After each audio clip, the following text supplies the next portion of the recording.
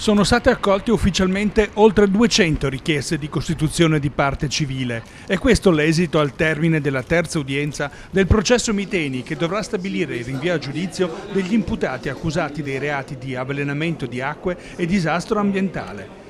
Il giudice Roberto Venditti ha accolto quasi tutte le richieste depositate da associazioni, enti pubblici o semplici privati cittadini. Tranne quelle che, come leggerete poi nell'ordinanza, non hanno dato prova di avere o svolto alcuna attività concreta a tutela di beni di tipo ambientale nella loro vita, ed erano le prime due, oppure, come nel caso della Terra dei Fas, perché si è costituita dopo.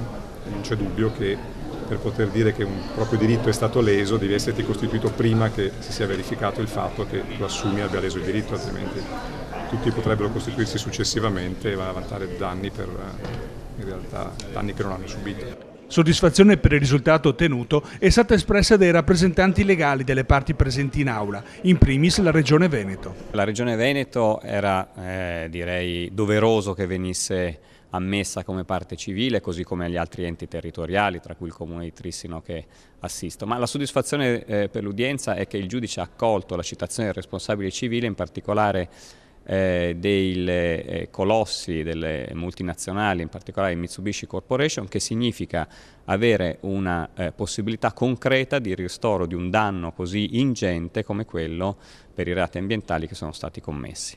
Ed appunto l'altro elemento saliente dell'udienza è stata l'autorizzazione alla citazione dei responsabili civili, che oltre a Mitsubishi vede ufficialmente coinvolti le multinazionali Chemical Investor International e il fallimento Miteni, chiamati a rispondere per il risarcimento dei danni con il proprio patrimonio. I responsabili civili potranno ancora chiedere di essere estromessi dal procedimento. Potrebbe essere il loro primo intervento all'apertura della prossima udienza, fissata il 23 marzo prossimo.